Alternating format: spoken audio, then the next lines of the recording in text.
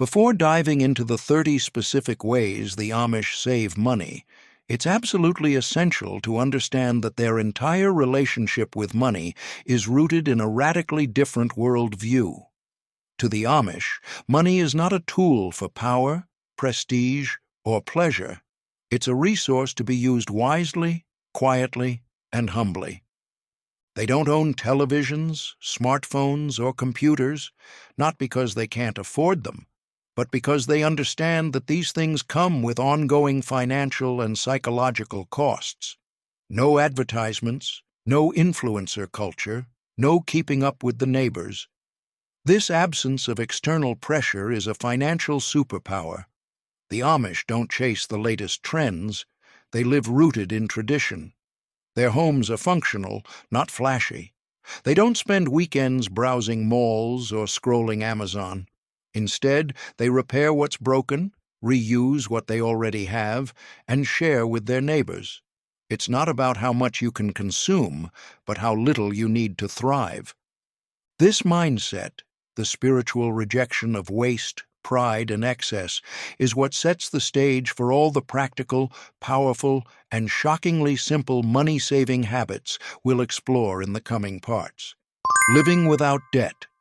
The Amish financial rule that changes everything.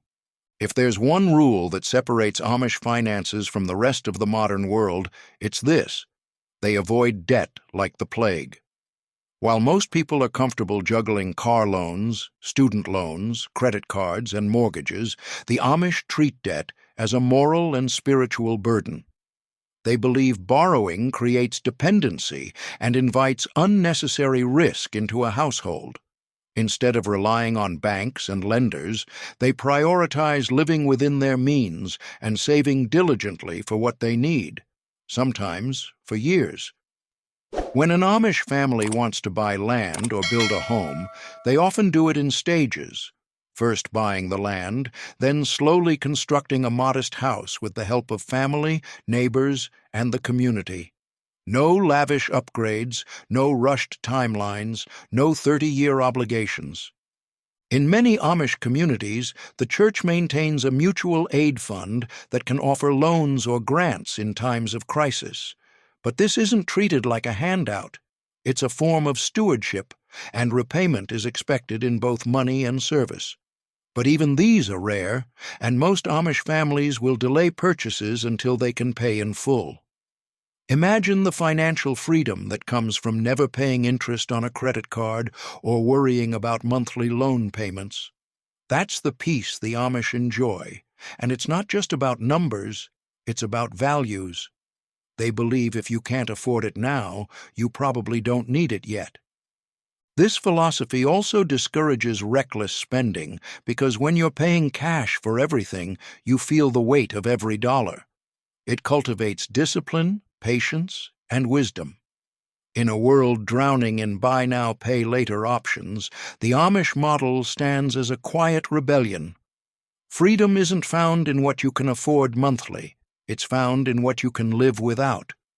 By building a life free of debt, they don't just save money, they buy peace of mind, independence, and the ability to respond generously when others are in need. Grow it, don't buy it. The Amish secret to dirt-cheap food.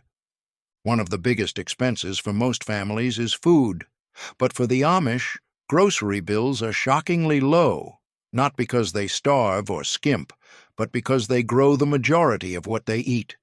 From sprawling vegetable gardens to fruit orchards, herb patches, and small-scale livestock, food production is central to their daily life. An average Amish family grows tomatoes, potatoes, carrots, corn, green beans, lettuce, pumpkins, squash, beets, cucumbers, and much more, all in their backyard. Chickens provide eggs and meat. Cows and goats give milk and cheese. Pigs are raised for pork, and every ounce of it is grown without a single trip to the supermarket. But it's not just the act of growing that saves them money, it's the way they manage what they grow. Nothing goes to waste. Excess produce is canned, pickled, fermented, dried, or root cellared for the winter. They make jams, jellies, apple butter, tomato sauce, and soups that can last for years when stored properly. They rotate crops, compost scraps, save seeds, and use natural methods for pest control, avoiding costly fertilizers or chemicals. And because they grow food in such large volumes, they often trade with neighbors instead of buying. One family might have extra eggs, another might be swimming in zucchini. So, instead of buying, they barter, and everyone benefits. Even children participate, learning how to plant, weed, harvest, and preserve from a young age. Gardening isn't a hobby. It's an act of survival, culture, and pride. The cost savings are enormous. While many families spend hundreds of dollars every month on food, the Amish often feed large households on a fraction of that because they've replaced dependence with discipline. Growing food isn't just cheaper, it's fresher, healthier, and more aligned with the seasons. And when you eat what you grow, you develop a deep gratitude for every bite. In a world of fast food and convenience culture, the Amish garden is a quiet revolution, and it keeps more money in their pockets than most people ever realize. Make it, mend it, reuse it. The Amish DIY economy. If there's one area where the Amish absolutely crush modern spending habits, it's in their commitment to doing it themselves. The Amish don't throw things away because they're old. They fix them, mend them, patch them, and breathe new life into them. Whether it's a pair of worn-out trousers, a broken chair leg, or a leaky roof, their first instinct is not to replace, it's to repair. This mindset alone saves families hundreds, even thousands, every single year. They don't outsource what they can learn. Sewing, quilting, carpentry, shoe repair, soap making, candle crafting, basket weaving. These aren't quaint hobbies in Amish households. They're essential skills, passed down from generation to generation and used every day to save money and reduce waste.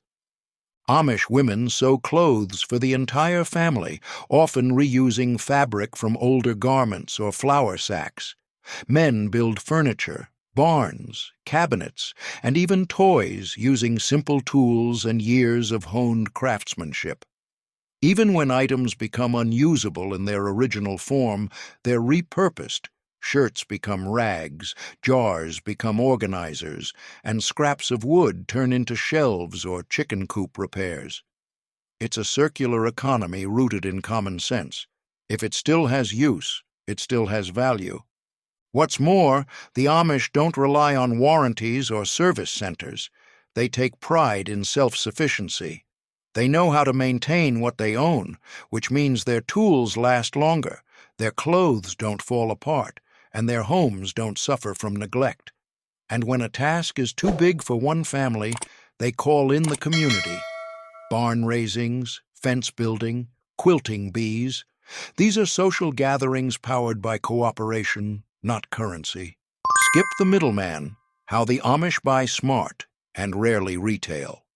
One of the most overlooked money-saving habits of the Amish is how and where they shop. Spoiler alert, it's rarely a retail store.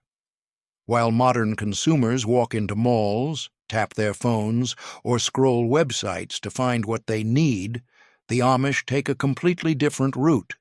First, they ask if they can borrow it. If not, can they make it? If not, can they buy it second-hand, directly from someone in the community?